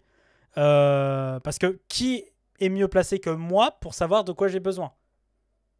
Voilà. Voilà. Et donc, je vais sortir sans doute le bagage sociologique. C'est pour ça que c'est une bonne chose qu'on lit ce livre. Hein. Faut que je la voie. Donc, voilà. Le contrôle social des pauvres, c'est rageant. Exactement. Salut à toi, stéréoscopique. Mais voilà. Donc, c'est terrible. C'est terrible, c'est terrible. Et d'ailleurs, parlant de dépenses inutiles, hein, mon ordinateur chauffe tellement qu'il a du mal en ce moment avec le processeur. Et en gros, je suis obligé le mois prochain d'acheter un Darkrock Be Quiet pour refroidir le PC. Donc, ça fera une dépense de, je crois, 50 euros. Donc, si vous voulez faire des dons pour que je puisse justifier envers l'assistante sociale comme quoi j'avais besoin de cette chose, merci. Voilà. C'est... Mais voilà, donc sachez-le, oui, on est fliqué dans tous les sens. Et si vous avez déjà été voir une assistante sociale dans votre vie, et c'est pas toujours la faute de l'assistante sociale, hein, attention. C'est des gens qui ont beaucoup de dossiers à remplir, de machins pour justifier les choses. Elles n'ont pas trop le choix non plus hein, de vous poser ces questions de merde. Ou de vous demander des preuves de bonne volonté. Hein. Mais si vous avez déjà été confronté à une assistante sociale, vous savez ce que je ressens et vous savez c'est quoi le vécu là-dessus. Quand on parle de manière violente et punitive du contrôle de nos dépenses. Perso, j'ai taf dans un CMP. J'ai beaucoup de respect pour ce métier en vrai. Ouais, non mais totalement. Moi j'ai une amie assistante sociale, tu vois. Le Darkrock, je l'ai, c'est un bon ventirad, un peu chiant à installer, mais une fois que c'est fait pour durer. C'est ça. Ces systèmes, pas nécessairement les individus qui y participent. Exactement. Un bon exemple dans ces violences est fourni par un article publié dans Le Monde en décembre 2018, Gilets jaunes. Arnaud et Jessica, la vie à l'euro près. Le papier s'attache à donner un visage aux Gilets jaunes alors que ce mouvement social n'en était qu'à ses débuts. Parti d'une protestation contre une taxe carbone appelée à entamer le pouvoir d'achat des classes populaires, parce que, rappel de l'arnaque de la taxe, hein, moi j'adore jeter mon satisfaction de payer des bricoles qui ne servent absolument que dalle. Ben, c'est cool pour toi, Sexy Pascal. Tu fais ce que tu veux de ton argent. Encore une fois, les gens qui ont de l'argent, vous faites ce que vous voulez de celle-ci. Que vous soyez pauvre ou riche, hein, je rappelle juste. Par contre, il y a juste une chose qui est nécessaire de comprendre, c'est qu'il y a une distinction entre le pauvre et le riche. C'est que le pauvre, il va être maltraité parce qu'il dépense cet argent. Le riche, il va être bien traité parce qu'il dépense cet argent. Voilà, c'est ça qui est drôle, hein, quand même, l'ambiguïté de façade qu'il y a dans le monde social dans lequel on est. C'est voilà. Donc, le journaliste, il dessine un portrait du couple. A découvert dès le 15 du mois. Avec leurs 4 enfants, ils vivent sur un seul salaire, celui d'Arnaud, le père, 26 ans, et Cariste, en CDD. Cariste, c'est ceux qui conduisent les chariots élévateurs. Ils gagnent 1493 € par mois. Et je crois qu'en plus, ça c'est brut, c'est pas net. À cette somme s'ajoutent quelques aides publiques, les 914 € d'allocation familiale, les 100 € d'aide personnalisée au logement, APL, et les 180 € de la prestation d'accueil du jeune enfant. Le niveau... alors, attention, c'est le père qui gagne de l'argent. La mère ne gagne pas d'argent. Le niveau de vie du ménage s'établit ainsi à 995,19 € par personne, soit en dessous du seuil de pauvreté à 60% du revenu médian. 1026 € par mois selon l'INSEE. De fait, la vie apparaît dure pour les parents comme pour les enfants au supermarché. Jessica traque les promotions de viande achetées par lot de 5 kilos puis congelées. La visite chez les dentistes ont été repoussées à des jours meilleurs. Et même les enfants ont dû faire une croix sur leur calendrier de l'Avent. Signe de difficulté. Le père de Jessica, lui, glisse parfois un billet de 20 €.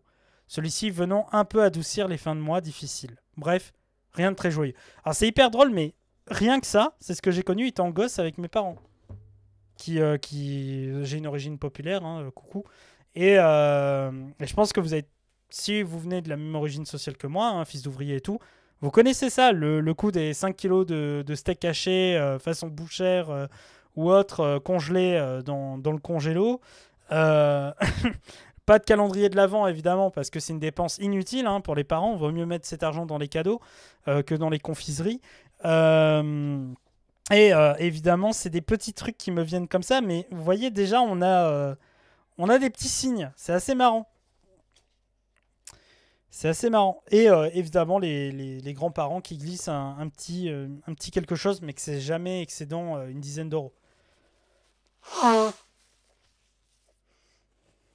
Moi, ma grand-mère, elle donne de l'argent à ma mère, des fois. Elle lui envoie 40 € parce qu'elle n'a pas d'argent aussi.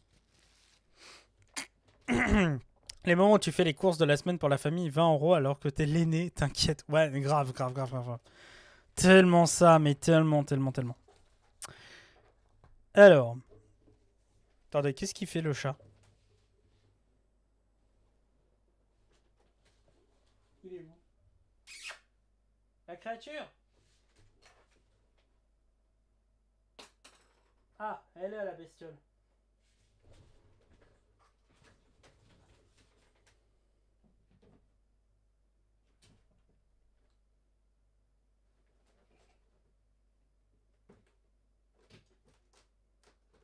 Nous n'avons pas d'amis à Mediapart. Merci. Oh, merci PHP, merci beaucoup. Nous n'avons pas d'amis. Oh, merci beaucoup. Mais combien?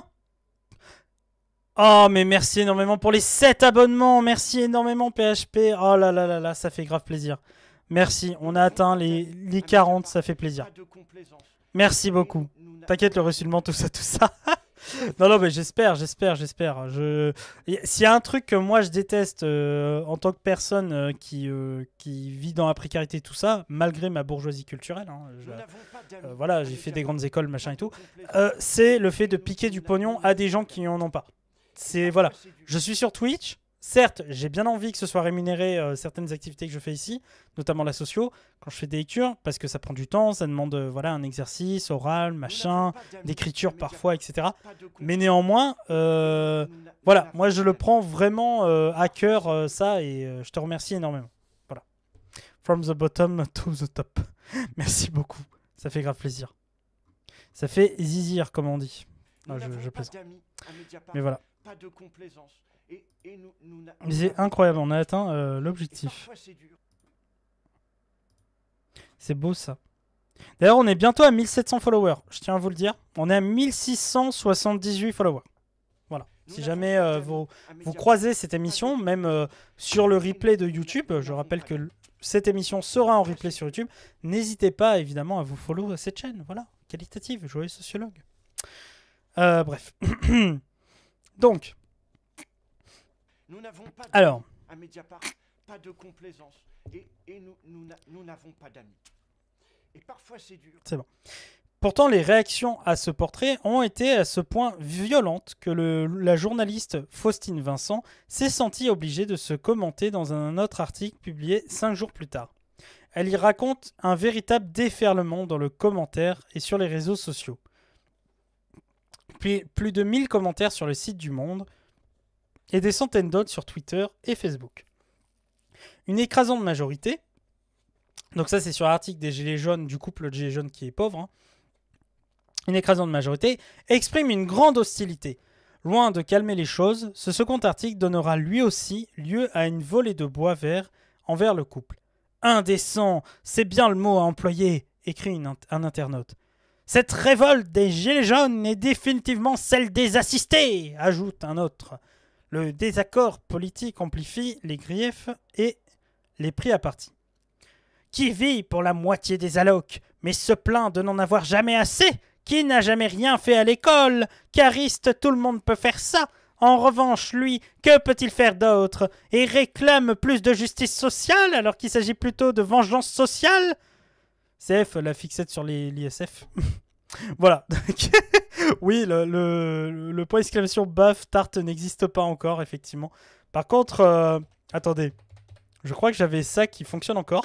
Mais pour faire la révolution, Bruce Toussaint, qu'est-ce que tu crois? Voilà. Et je crois que j'ai aussi celui-là, mais je suis pas sûr qu'il marche. Celui qui aura donné à manger du savon à son cheval pendant des années, c'est précisément lui qui est le plus mal placé pour s'étonner quand son canasson chie des bulles. Voilà, ça, elle est belle, hein, quand même. Hein. Oui, oui, oui. Écoutez, quand dans mon travail, je me balade à la BNF, je m'amuse des fois à faire des imitations dans les couloirs des magasins, des revues et tout. Hein. Des fois, je suis là, je fais... Bienvenue dans ce live, en direct, exceptionnellement en direct, sur Mediapart.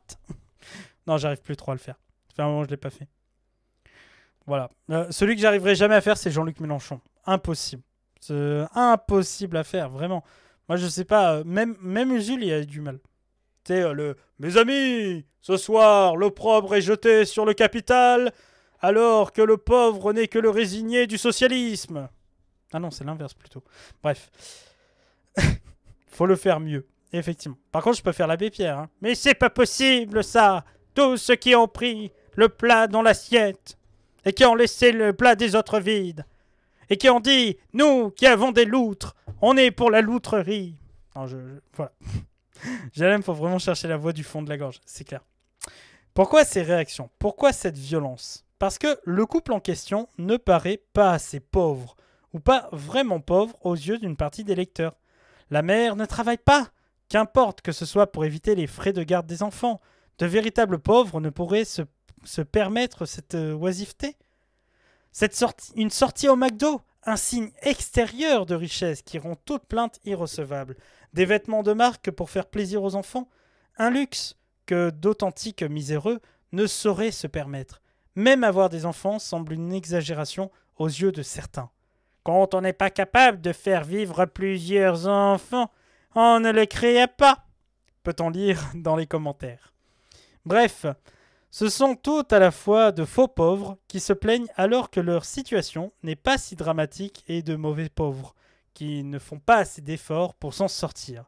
Dans tous les cas... Oh, merci PHP, merci beaucoup pour le premier mois, merci. Et parfois c'est dur. Qu'il ne faut pas assez d'efforts pour s'en sortir. Dans tous les cas, ils ne méritent nulle compassion, encore moins de l'aide, et visiblement ni considération, ni respect. Donc voilà, donc ça déjà c'est fait, hein. Il n'y a pas de considération, pas de respect. Quand t'es pauvre, t'es pauvre. Voilà. C'est...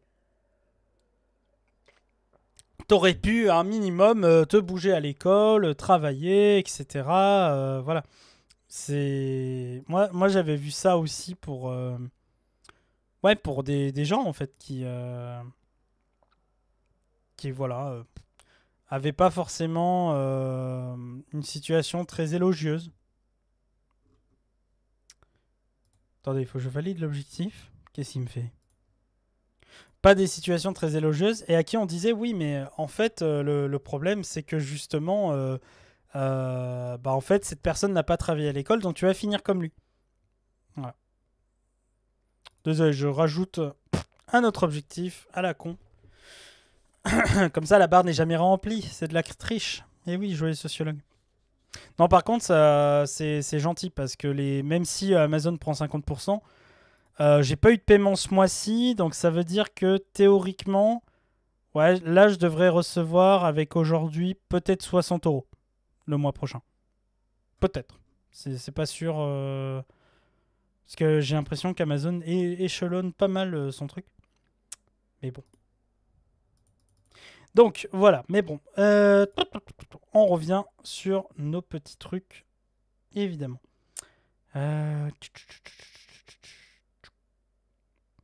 Qu'est-ce que je fais, moi? Voilà. Le bon pauvre n'existe pas. Tout le monde s'accorde sur l'idée qu'il faut aider les pauvres. Mais ce principe général est accompagné d'une note de bas de page, écrite en tout petits caractères. Mais seulement les bons pauvres. Ceux qui sont vraiment pauvres. Ceux qui font des efforts pour s'en sortir. Nous avons assez largement une représentation mentale du pauvre idéal. Et c'est avec celle-ci que nous consentons à être solidaires. Les réactions à l'article du Monde dessinent à grands traits cette figure fantasmée. Le pauvre doit être authentique et donc suffisamment miséreux. Il doit aussi faire des efforts en amont et avoir du mérite et de la grandeur face à l'adversité. Enfin, il doit accepter, stoïquement, son sort et sa position dans la société. La contradiction entre les deux dernières exigences ne pose pas vraiment de problème, puisqu'il s'agit d'un idéal. C'est intéressant parce que ce dont parle Denis Colombi, il ne le dit pas comme ça. Il parle de domination, là. Il est en train de sous-entendre que le bon pauvre, c'est le pauvre qui se laisse dominer par les riches, même dans ses désirs et ses besoins. En gros, il accepte que d'autres personnes définissent ses désirs, ses besoins, au nom de critères extérieurs à lui, à savoir l'inflation, la monnaie, l'argent, etc., etc., etc. Le libre investissement dans le marché. Voilà. Bien sûr, le bon pauvre, attendu par la droite, sera probablement différent de celui dont rêve la gauche. Le premier devra sans doute faire preuve d'une grande discrétion que le second, lequel aura tout intérêt à être prolétaire, prêt à lutter pour ses droits et pour le genre humain, plutôt qu'un bof individualiste. Mais d'un côté comme de l'autre, de l'échiquier politique, la compassion envers les dominés reste toujours conditionnée par cette distinction élémentaire. Il y a les pauvres que l'on veut bien aider et il y a les autres. L'avantage du bon pauvre, c'est que quelle que soit la façon dont on le conçoit, il n'existe que dans l'abstrait. C'est une figure théorique que l'on ne croisera jamais dans la rue. Ou plutôt, que l'on n'aura jamais à croiser si l'on n'en a pas envie. En gros, si vous voyez que des mauvais pauvres, eh ben vous verrez que des mauvais pauvres. Si vous voyez que des bons pauvres, vous verrez que des bons pauvres. Il sera toujours possible de trouver une bonne raison pour dire que la personne en face de soi est un mauvais pauvre. Le misérable et le méritant. Cette distinction n'a rien d'une vue de l'esprit. Dans le métro parisien, les marcheurs... Non, pardon. Ça, c'est la République en marche, les marcheurs. Ou les marcheurs blancs. Enfin, Jean-Baptiste. Donc, les mancheurs, et pas des hommes manchots, je précise, enfin ils peuvent, les mancheurs sont obligés de composer avec les définitions du bon pauvre de leur public. Deux solutions s'offrent à eux. Soit ils mettent en avant leur dénuement physique en exhibant des corps sales et souffrants, soit au contraire ils essayent de mettre en scène leurs compétences et leur volonté de s'en sortir en masquant au maximum les conséquences de leur pauvreté. Être un vrai pauvre misérable et un pauvre méritant, prêt à s'en sortir. Les deux tactiques bien qu'opposées renvoient aux mêmes contraintes, comme l'écrit le sociologue Dominique Mémy. Je cite Dominique Mémy. Et je m'excuse d'avance, je ne sais pas si vous êtes une vieille personne, Dominique. À l'exception sans phrase de la... Non, je ne vais pas faire de voix. À l'exception sans phrase de la dégradation physique, celle du handicapé ou celle du clochard, exposant son laisser-aller à côté d'une sébile, répond l'exposition d'une phrase du produit ou du service. La plupart des musiciens entrent et se mettent à jouer sans rien dire, ne parlons que pour remercier tous ceux qui rémunèrent la prestation. Donc en gros, le fait de te taire, de rentrer au métro et de faire une prestation et de te la faire payer, c'est une manière justement de ne pas t'exposer avec un risque justement de faire la mauvaise phrase, le mauvais truc. Non, il faut que tu montres une activité, il faut que tu perçoives les gens que ce qu'ils sont en train de faire, c'est bien. Voilà. On voit ici que la distinction entre le bon et le mauvais, pauvre, joue comme une double contrainte. Dans l'idéal, pour trouver grâce aux yeux de ceux à celles à qui il demande une petite pièce, le SDF devra faire à la fois suffisamment sale et miséreux pour que l'on ne doute pas de sa pauvreté, et suffisamment propre et bien portant pour que l'on ne questionne pas sa volonté de s'en sortir. Un jeu bien évidemment impossible qui laisse le soin aux usagers du métro de choisir sur quel aspect ils acceptent de fermer les yeux, ou au contraire de prêter attention. La figure du bon pauvre peut ainsi servir d'arme pour faire perdre la face, pour reprendre l'expression d'Erving Goffman. En gros, quand vous perdez pour pas perdre la face, c'est quoi? C'est vos émotions, vos sentiments sont montrés, vous réagissez à une situation. Alors que ne pas perdre la face, justement, tu ne réagis pas, ou tu fais plutôt semblant de ne pas réagir, tu t'auto-persuades qu'il ne se passe rien, et comme ça, tu ne perds pas la face. à celui qui se présenterait comme tel. Lui retirer la capacité de se définir lui-même, détruire l'image positive qu'il essaye de présenter aux autres. Si vous n'avez pas envie de donner une pièce à un SDF, vous aurez tout le loisir de lui reprocher d'être trop ceci ou pas assez cela. Pour peu que vous le fassiez oralement, vous pourrez en sus l'humilier profondément. Salut Monsieur H. Du style... Non mais t'as vu comment il est habillé là? Ouais, moi je suis sûr, c'est Stan Smith, hein. Il les a achetés avec de l'argent. Hein. Cette situation est précisément constitutive de la pauvreté. L'affichage corporel des SDF est, comme le dit Dominique Mémy, une ruse du faible.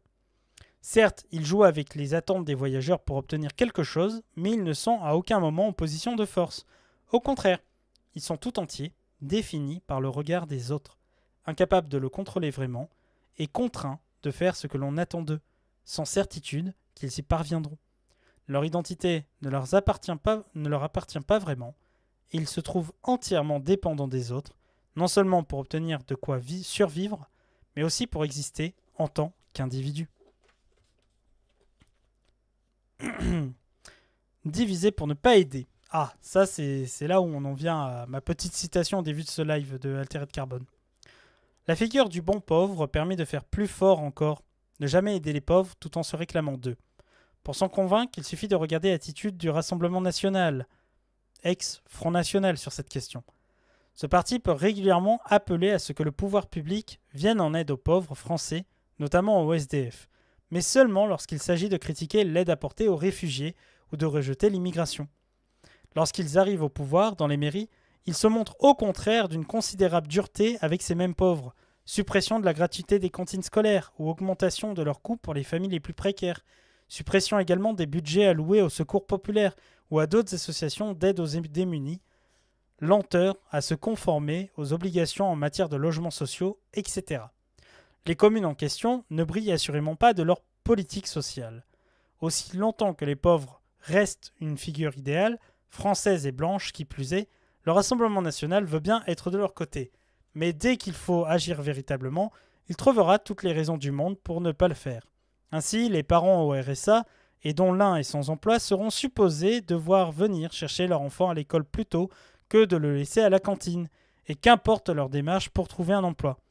On soupçonne qu'ils n'en recherchent pas vraiment, bien sûr, ou la santé des enfants, qui n'avaient qu'à ne pas naître dans des familles sans le sou, après tout.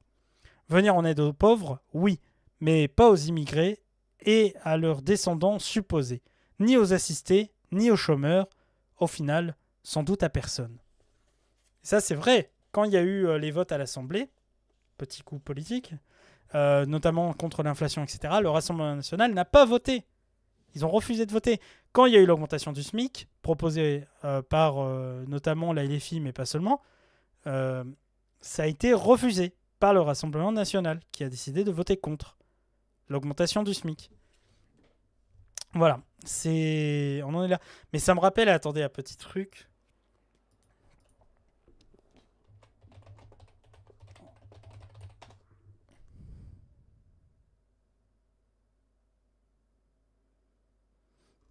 Alors, attendez. Faut que je le retrouve.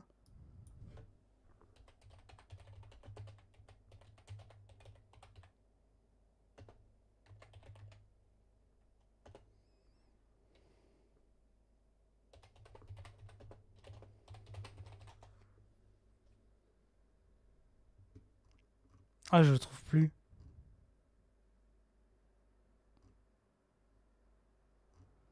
Je ne le trouve plus.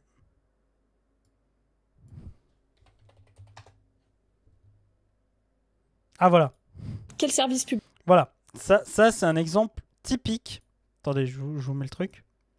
C'est un exemple typique de ce que décrit Denis Colombi. Vous souhaitez au Rassemblement National, Mélanie Fortier? Quelle politique? Quelle politique publique? C'est-à-dire, quelle est votre politique en matière de service public? Qu'est-ce que vous voulez au Rassemblement National? Quelle est votre position? Je rebondis sur ce qui vient d'être dit en face de vous. C'est pas une question piège. Mais en fait, j'ai pas tellement compris la question. Marine Le Pen, quel service public elle veut aujourd'hui en France? Je suis désolée, est-ce qu'on pourra couper cette partie?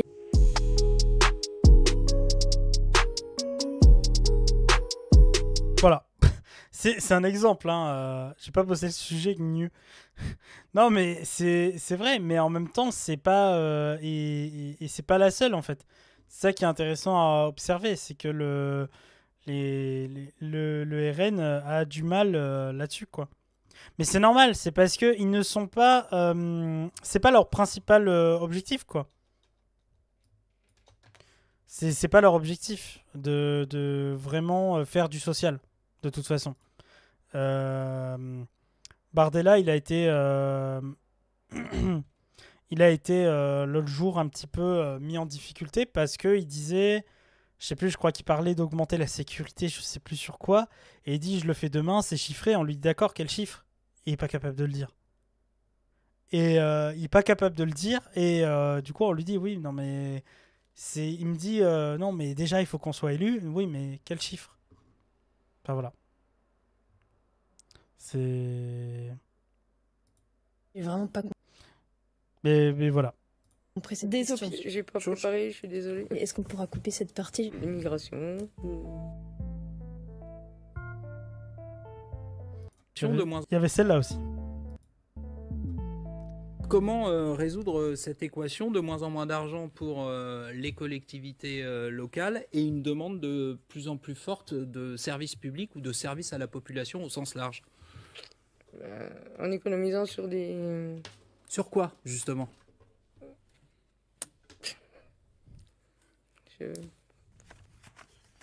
L'immigration. C'est-à-dire?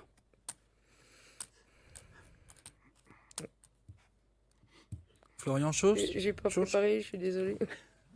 Quelle est votre politique en matière de service public? Qu'est-ce que vous voulez au Rassemblement national? Quelle est votre position? Je rebondis sur ce qui vient d'être dit en face de vous. C'est pas une question piège. Mais en fait, j'ai pas tellement compris la question.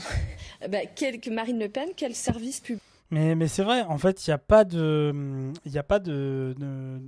choses prévues en matière sociale. C'est-à-dire qu'il y a une impression que ça serait le cas, parce que justement, et c'est là où est la force du RN, hein, il faut leur admettre ça, c'est qu'ils ont révolutionné la chose là-dessus, c'est qu'en fait, ils reprennent les propos de la gauche pour essayer de mettre un vernis, j'allais presque dire national-socialiste, n'est-ce pas? Clin d'œil du piège, hein. Coucou Hitler. Mais surtout pour faire en sorte justement d'appeler à un mouvement qui permettra justement de faire croire qu'ils font du social. Alors que dans les faits, dans les législatives ou même dans les tribunes, ils ne parlent jamais de ça. Jamais. Quand ils en parlent, ils invoquent le sujet des aides sociales, mais ils ne donnent jamais de solution et de propositions autre que faire la chasse à l'immigration ou à ceux qui voleraient l'argent en fraudant le RSA.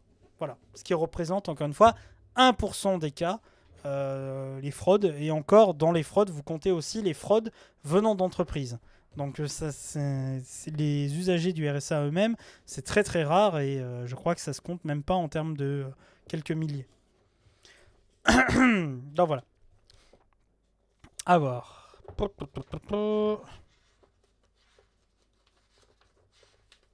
Bon, on fera en 2 parties ce chapitre, il est assez long. En fait, il fait le 1/4 du livre. Donc, voir l'envers du décor. Pardon, désolé, je commence à fatiguer. Bonjour, je suis Nicolas Sarkozy et je suis disponible sur Audible. Pardon. Donc, cette distinction entre le bon et le mauvais pauvre, entre le bon et le mauvais pauvre est le premier obstacle de la compréhension sociologique de la pauvreté.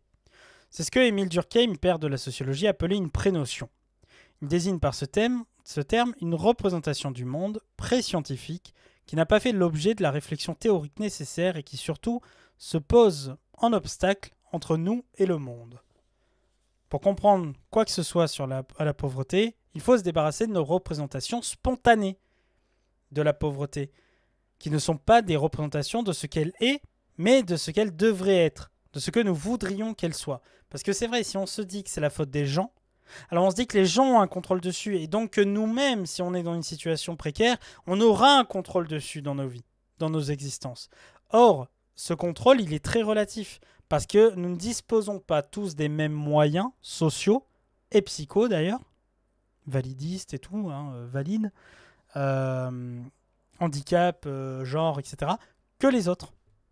C'est pas rejeter une réalité, c'est au contraire prendre en compte avec une analyse sociologique des choses, donc une analyse scientifique sur le sujet de ces phénomènes-là, plutôt que de dire ce qu'elles devraient être à proprement parler. Imaginons que nous rentrions dans l'appartement d'un couple, comme celui des 2 gilets jaunes précédemment cités. Peut-être s'arrêtera-t-on pour pester contre l'écran plat trônant au milieu du salon, signe que l'on a encore affaire à de faux pauvres, en oubliant de noter que le chauffage a été coupé depuis plusieurs mois et que les enfants n'ont pas toujours de quoi manger. D'ailleurs, la télévision joue un grand rôle, je tiens à le préciser, dans les familles d'origine populaire, car ça permet d'avoir une occupation qui ne vous fait pas penser au froid ou aux choses comme ça. Vous avez, vous qui n'allez pas aller au cinéma, vous avez un moyen de voir des films dans votre salon.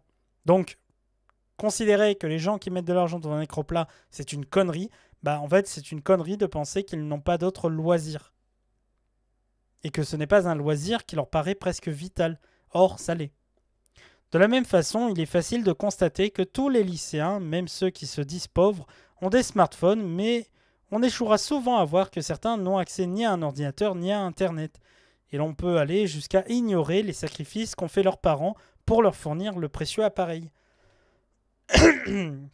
On peut encore penser que les réfugiés sont des privilégiés parce qu'ils ont une carte bancaire remise par les autorités publiques et ne jamais se poser la question de combien il y a dessus.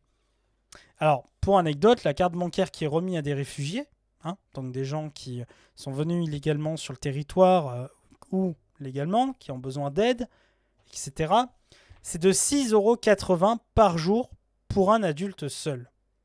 Celle de la différence entre une carte bancaire et une carte de retrait, ou encore la législation qui leur interdit de travailler et donc de pourvoir autrement à leurs besoins.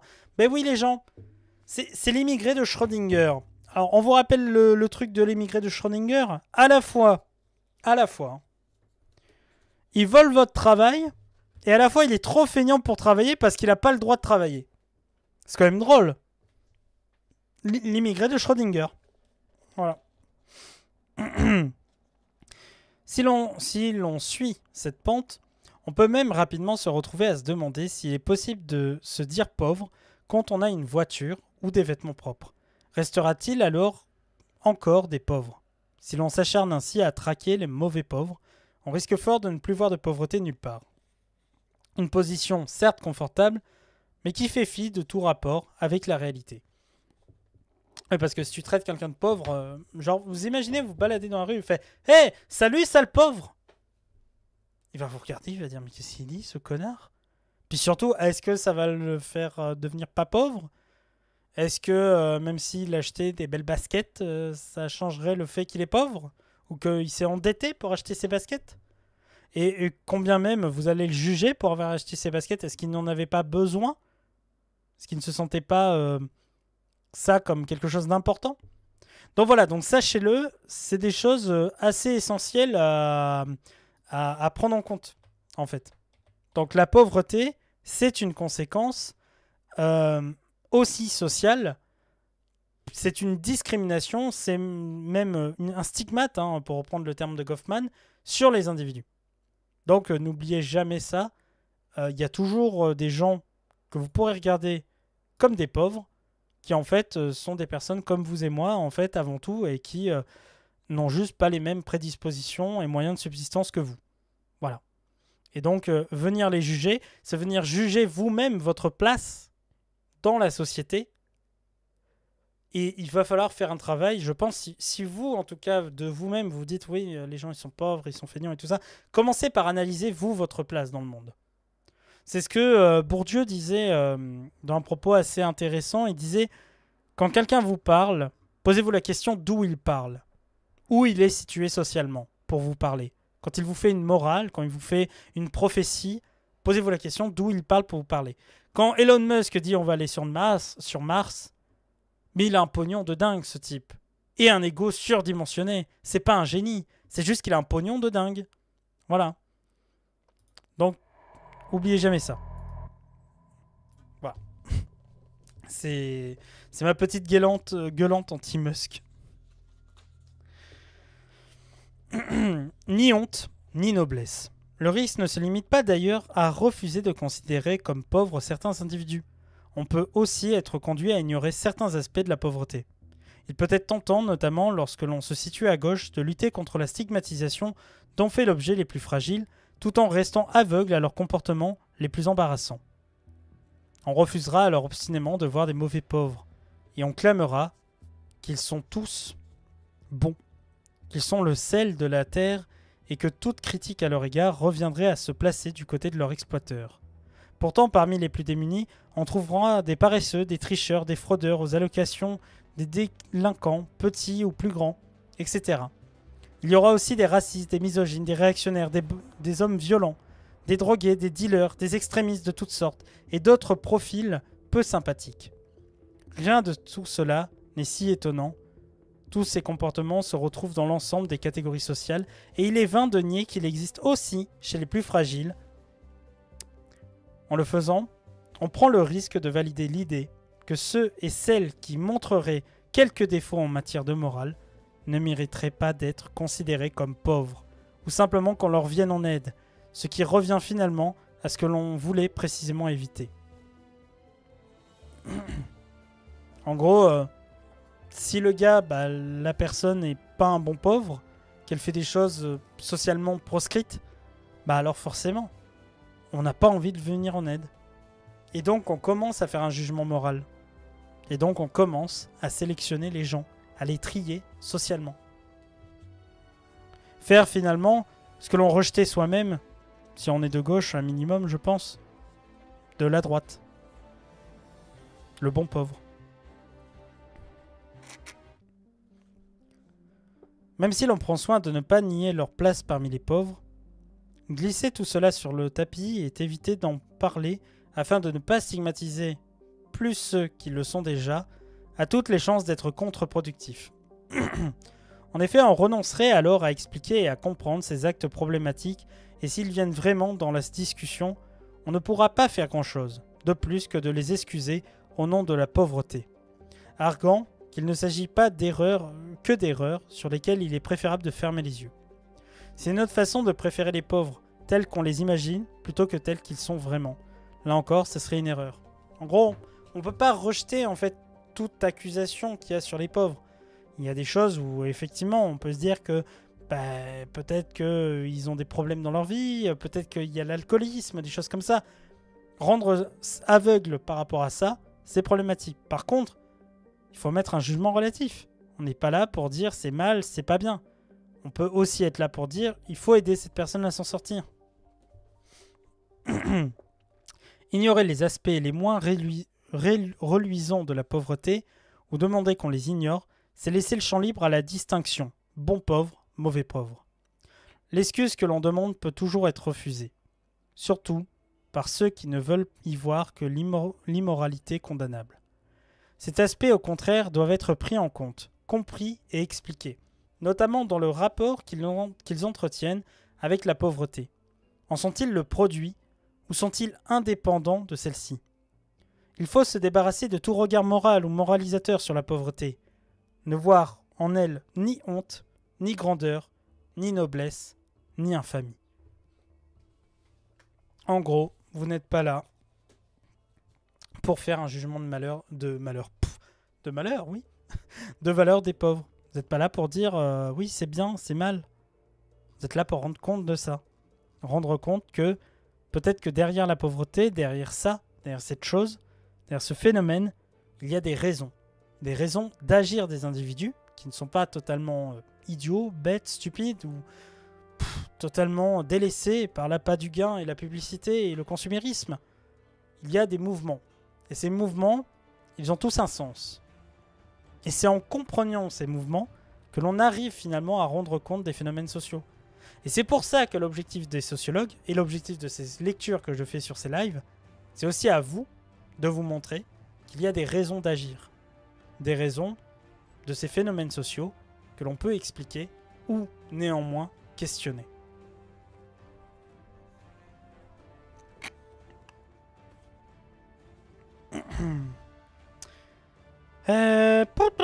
Après, alors, il y a le populisme, misérabilisme, stigmate, petite histoire de la honte. Ah, c'est pas mal, c'est pas mal. Il y a plein de bonnes choses qui arrivent. Ah, je vais continuer. Il y a eu beaucoup de dons aujourd'hui quand même. Je continue encore un peu. Je ne vais pas vous quitter comme ça. Par contre, il faut vraiment que je me barre à 45. D'accord ? 45, j'ai les proprios du chat que je garde qui vont venir. T'es vivant ? La bestiole est vivante. Vous me dites si je vais trop vite par contre. Putain, je commence déjà à plus avoir de voix.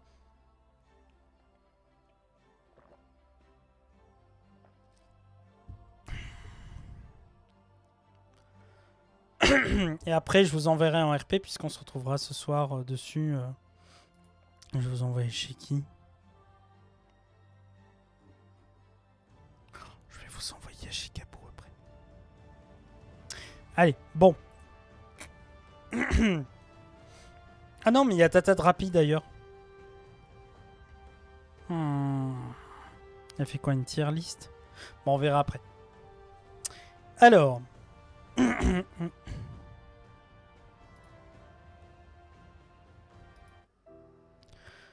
Du populisme au misérabilisme. La chose n'est pas si facile qu'il y paraît, pour ceux qui, venus des catégories aisées, se penchent sur le sort des plus pauvres. Le regard porté sur eux risque en effet de tomber dans deux biais bien identifiés par Jean-Claude Passeron et Claude Grignon dans Le savant et le populaire. S'intéressant à l'étude des classes populaires, les deux sociologues identifient chez les intellectuels deux attitudes courantes, mais tout autant limitées, le misérabilisme et le populisme. Le misérabilisme consiste à renvoyer ces pratiques aux conséquences de la privation, au manque de quelque chose à la misère, culturelle aussi bien qu'économique, des individus. Les classes populaires seraient ainsi sans culture, du moins sans culture propre. Toutes leurs expressions ne peuvent être que la manifestation d'une situation de manque et de domination. Le populisme, au contraire, voit dans la culture populaire non seulement une véritable culture autonome, mais peut même se laisser aller et penser que c'est là une culture plus authentique, plus vraie que les autres, puisque ici du peuple. L'exemple du jardinage ou du bricolage permet d'illustrer ces deux points de vue. D'un côté, on peut décrire et penser ces activités comme des corvées, des contraintes dont on se passerait bien si l'on était plus riche. Pour certains ménages pauvres, ce sont presque des modes de survie, des façons d'obtenir une alimentation meilleure, marcher ou de faire durer plus longtemps certains équipements parce que l'on ne peut pas les remplacer. Une adaptation donc à la misère, comme recoudre un pantalon, ou encore essayer de faire durer des chaussettes trouées. D'un autre côté, il est aussi possible de les décrire comme des plaisirs désintéressés, auxquels dans ces mêmes ménages pauvres, on veut se consacrer, sans compter, et donc on va tirer de la fierté et même du prestige, jusqu'à regarder de haut la bourgeoisie incapable de faire pousser des tomates ou de planter un clou. Loin d'être simplement utilitaires, ces activités peuvent être investies de sens et de valeur par ceux qui les pratiquent et demandent bien des compétences, du savoir-faire et même un certain talent. On peut aller jusqu'à les interpréter comme autant de formes de rupture avec les injonctions dominantes, à la consommation à outrance, à y voir, in fine, une forme de sagesse populaire, héritée d'une tradition ouvrière du travail manuel. Misérabilisme et populisme partent chacun d'une bonne intention. L'un veut prendre en compte la situation de dominer des pauvres. L'autre veut au contraire les réhabiliter et faire droit à leur originalité et leur capacité d'action. Laquelle de ces deux appréhensions est la bonne ? Aucune. En fait, Chacune capte sans doute quelque chose de la réalité, et chacune en efface certains aspects. Par exemple, les ménages les plus pauvres consomment plus de pommes de terre, de soda et de viande que les autres. Faut-il y voir l'expression d'un faible niveau de vie? Les pommes de terre sont peut-être coûteuses. D'une mauvaise information sur les risques alimentaires, le danger des boissons sucrées sont parfois négligés. Ou d'une culture particulière, issue de la tradition ouvrière, la viande est valorisée comme expression de la force de la virilité. Toutes ces explications sont a priori recevables, mais trop souvent le choix parmi elles dépendra plus des considérations politiques et morales de celui qui parle que d'un effort de connaissance.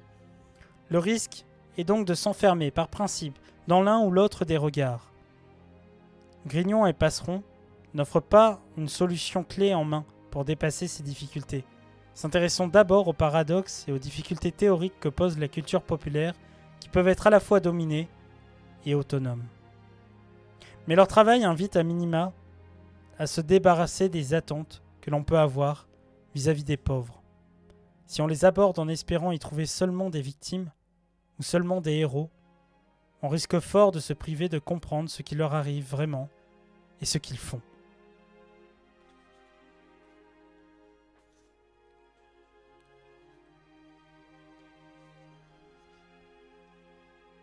C'est vrai, hein? Donc ça, c'est plus un côté épistémologique, mais façon de faire la science, mais intéressant, justement.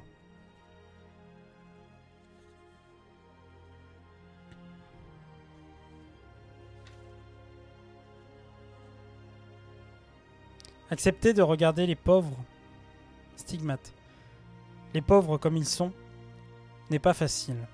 Ce n'est pas seulement lié à un problème d'information pour ceux et celles qui n'en font pas partie, même s'il est vrai que peu de personnes ont une idée de ce que signifie une vie dans la pauvreté. Ce n'est même pas simplement un problème de préjugés ou de stéréotypes sur la pauvreté contre lesquels on pourrait lutter assez aisément, en diffusant des descriptions plus conformes de la réalité, moins empreintes de caricatures et d'images d'épinal. On peut s'en rendre compte au fait que les pauvres eux-mêmes ne sont pas forcément plus compréhensifs vis-à-vis de ceux qui sont dans la même situation qu'eux. Le soutien des catégories populaires et des partis ou des leaders politiques, qui pourtant semblent jouer contre leurs intérêts, en témoigne. Le cas des électeurs de Trump aux États-Unis a attiré assez largement l'attention au lendemain de l'élection de 2016. Et bon nombre d'articles de presse ont cherché à comprendre pourquoi ceux et celles qui bénéficient le plus directement de la protection sociale mise en place par l'administration Obama non seulement soutenaient un candidat qui en promettait la suppression, mais en plus semblaient étonnamment et enthousiastes à l'idée que ces avantages disparaissent. Les témoignages recueillis montrent que certains de ces électeurs ont des jugements très durs envers les autres pauvres. Citation. « Je pense que Medicaid est une bonne idée, mais j'ai vraiment un problème avec les personnes qui ne veulent pas travailler, explique une habitante de Kentucky, interviewée par la journaliste Sarah Cliff. Nous, dans la classe moyenne, on en a vraiment marre d'avoir à travailler tout le temps. Et qu'après, ces gens-là fassent n'importe quoi. » La personne qui parle ici s'identifie certes à la classe moyenne, mais a pourtant bénéficié du programme Medicaid quelques mois plus tôt. Elle a donc fait l'expérience de la pauvreté qu'elle voit d'un si mauvais œil chez les autres. Elle connaît la perte d'emploi, les fins de mois difficiles et la dépendance à l'aide publique, mais elle est surtout soucieuse de s'en distinguer le plus vite possible. Elle refuse en fait d'en faire son identité. C'est que dans bien des cas, de tels positionnements politiques peuvent se comprendre comme autant de refus de se voir soi-même comme pauvre, encore plus lorsque le racisme s'en mêle, et que les pauvres sont identifiés aux noirs, aux latinos ou encore étrangers, dont on s'estime supérieur. D'ailleurs, c'est intéressant parce que à partir de quand vous vous considérez dans une classe moyenne? Pour faire court, classe moyenne, c'est très délicat parce qu'en réalité, comme on l'a dit, en dessous de 1026 €, vous êtes sous le seuil de pauvreté déjà. Sans compter les aides. Votre revenu net, si c'est 1026 €, en dessous, vous êtes dans la pauvreté. Ouais, mais ça, tu vois, par exemple, White, Ça serait pour moi une définition de la pauvreté, pas de la classe moyenne. Tu vois? C'est ça qui est intéressant, c'est que chacun a sa notion, mais en même temps, c'est très dur de s'imaginer être dans la classe en dessous, tu comprends? D'être dans ceux qui souffrent, parce que bon, déjà, on se dit toujours, il y a des gens qui souffrent mieux que nous, enfin plus que nous, et en même temps, comme tu viens de le dire, hein, on a assez pour vivre. Si tu as assez pour vivre, techniquement, ça devrait être bon. Mais en même temps, tu ajoutes que tu n'as pas assez pour te faire plaisir. Or, s'il y a une chose qui peut définir, à mon sens, d'une manière pas seulement économique, mais aussi la pauvreté, c'est aussi le manque de prospérité.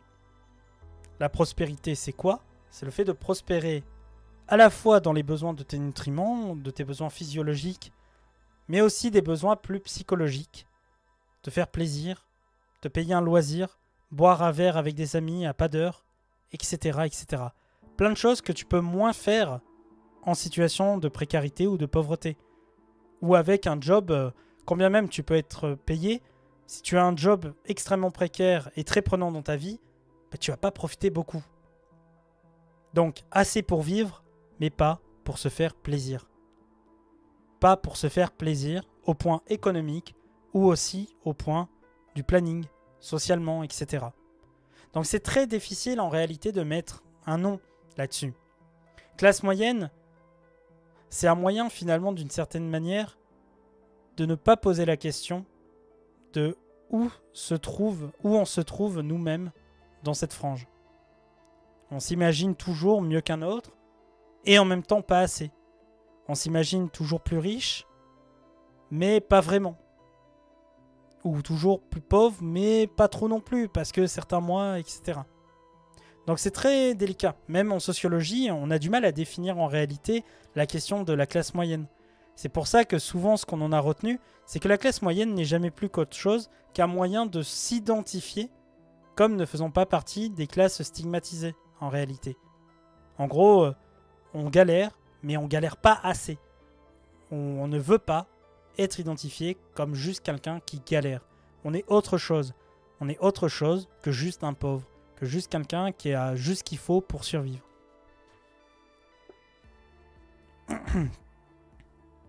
Si les pauvres eux-mêmes peuvent ainsi se montrer peu compréhensifs à l'égard de ceux et celles qui vivent dans la même situation qu'eux, ou sont juste en dessous, c'est qu'ils ont quelques intérêts à le faire. Le regard que porte l'ensemble de la société sur les pauvres apparaît particulièrement dur. On ne veut tellement pas être vu comme pauvre que l'on est prêt à prendre le risque de voir disparaître un filet de sécurité dont on pourrait soi-même avoir besoin. La pauvreté ne se résume pas, en effet, à une simple statut économique. C'est aussi un stigmate, une identité, le résultat de ce que Serge Pogam appelle un processus de disqualification sociale.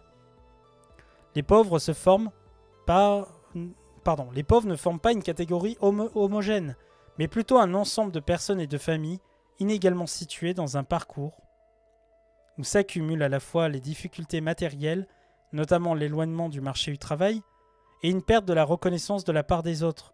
Au stade la plus avancé de ce processus, l'individu est vu comme un assisté, un inutile, un nuisible, un parasite. Les qualificatifs ne manquent pas, et on voit qu'ils n'ont rien d'agréable. La pauvreté est alors belle, et bien une identité particulière, négative, qui affecte l'ensemble des relations que peut avoir l'individu avec les autres. Le pauvre ne peut être autre chose que pauvre. Quoi qu'il fasse, quoi qu'il dise, il sera ramené à sa pauvreté et son indésirabilité ou à son immoralité. On peut comprendre alors que certaines essayent de cacher leur situation à leur entourage, y compris en réduisant leurs interactions avec autrui, même si cela aggrave encore leur isolement. On peut aussi comprendre que ceux qui sont juste un peu moins avancés dans le processus de disqualification sociale aient à cœur de marquer leur différence afin de se défendre du stigmate infamant. C'est précisément ce que font les soutiens de Trump suscités. Le couple de gilets jaunes, pris en exemple par Le Monde, pratique aussi cela à sa façon, en faisant l'effort d'offrir à leurs enfants des vêtements de marque, quitte à se priver eux-mêmes. Citation. Les enfants sont tellement méchants entre eux. S'ils ont des sous-marques, j'ai pas envie que leurs copains se moquent, explique Jessica. Et puis, c'est mieux pour l'image. Le mois dernier, la remarque de son fils de 7 ans lui a fait prendre un coup au cœur. Il m'a dit qu'il en avait marre d'être pauvre, dit-elle avec un sourire gêné. La honte est un sentiment profondément lié à la pauvreté. Elle en est même peut-être l'une des dimensions les plus décisives, les plus marquantes à long terme. Comme l'écrit Vincent de Goléjac, le manque physique peut être comblé par la nourriture et l'argent. Par contre, l'humiliation et la haine, elles ne passent pas. Elles sont à tout jamais gravées dans le physique, dans la psychique, pardon. En témoignent certaines des réactions de ceux qui sont parvenus à s'en sortir. Ils cherchent à dissimuler leur passé, à prendre une revanche ou à se distancier autant que possible de leur moi passé. Dans tous les cas, il s'agit d'effacer le stigmate.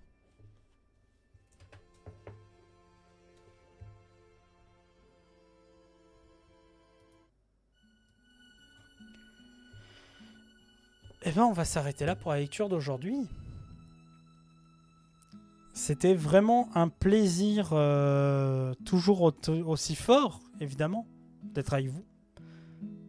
J'espère que ce live vous a plu, que vous avez pu en tirer une quelconque conclusion. Et on continuera évidemment cette lecture mardi prochain, peut-être à 16h30 plutôt. En tout cas, on continuera. Merci pour le 8e mois, Tini Minori. Ah, ça fait longtemps. J'espère que tu vas bien. En tout cas, merci beaucoup de me soutenir pour les lectures sociaux. Ça fait grave, ça me touche énormément parce que là, je sens que vous êtes en train de me dire non, fais plus de lives sociaux, joyeux. Allez, remets-toi. Ça fait plaisir. Franchement, ça fait plaisir. Au mois de septembre, on va faire 2 émissions lecture par semaine. Je vais essayer de faire ça. Je vous le promets pas tout le temps, mais je vais essayer. Déjà, on en a une par semaine le mardi à 16h30. On lira Où va l'argent des pauvres. Là, on est à la moitié du chapitre 1, voire même presque à sa fin. Non, la moitié. Seulement, parce que bon, il fait un quart du livre, le chapitre 1. Et après, on lira aussi, on aura un autre atelier où on lira de Cyberpunk. Voilà. Avec un livre très sociologique aussi. En tout cas, merci énormément. Merci au Sum, merci au Risum, merci à toutes les personnes qui m'ont offert la joie, évidemment, de vous parler de tout ça. Et puis, on fera évidemment, on continuera ces lectures. On va, voilà, comme je vous le dis, vous me motivez de ouf. Et merci à toutes les personnes qui m'ont envoyé des aides. Là, sur PayPal, je viens de voir 20 € qui est tombé. Merci énormément à la personne qui m'a fait ce don. Et merci aussi pour les gens qui donnent sur Ko-fi. N'hésitez pas à donner sur Ko-fi. L'argent ne m'est pas volé par Amazon. Tout comme PayPal. Bon, il y a un pourcentage que prend PayPal, mais c'est que dalle. Et il est dans la bio. Voilà. En tout cas, je vous remercie du fond du cœur, toutes et tous, d'être là, de me soutenir. Et mine de rien, voilà, j'espère retrouver du monde pour les prochaines lectures sociaux. N'oubliez pas que je préviens de celle-ci sur mon Twitter, ainsi que sur mon Discord. Et que vous pouvez retrouver toutes ces émissions en replay pour les partager à votre meilleur ami ou meilleure personne sociopathe de droite qui ne comprend pas qu'on vit dans une saucisse. Voilà. En tout cas, c'est Joël Sociologue. C'est un grand plaisir. Et maintenant, je vais vous envoyer chez Tata Drapi qui a l'air de faire du just chatting. Qui a l'air de parler de sujets assez sympas. Donc, je vais vous envoyer chez elle. Voilà. Décidé. En plus, il me semble que je lui dois un raid. Voilà, donc en tout cas je vous remercie du fond du cœur, merci encore d'être là, merci au sub, merci au resub, merci évidemment à PH pour avoir offert autant de subs aussi offerts, 7 subs, incroyable. Voilà, Twitch va se régaler, Jeff Bezos va m'appeler justement pour me dire « Joyeux sociologue, comment fais-tu ? Continue de faire de la sociologie pendant que je détruis le monde à coup de capitalisme. » Bref, en tout cas je vous remercie du fond du cœur, cette émission continuera. Et j'en ferai une deuxième. Vous m'avez motivé. Donc, 2 par semaine. Je vous dirai quand le deuxième jour. En tout cas, le mardi, c'est sûr. Voilà. Mardi, c'est sûr. Voilà. C'était Joël Sociologue. Je vous souhaite le meilleur. Prenez soin de vous. Passez une bonne journée. n'hésitez pas à sortir dans une piscine d'eau froide ce soir. Hein. N'oubliez pas, à partir de 18 h, normalement, la température commence à diminuer. Mais comme nous sommes en alerte canicule, je vous conseille de ne pas vous réfugier dans une forêt. Voilà. Je vous remercie. Je vous fais des gros bisous. Salut. À bientôt. Ciao.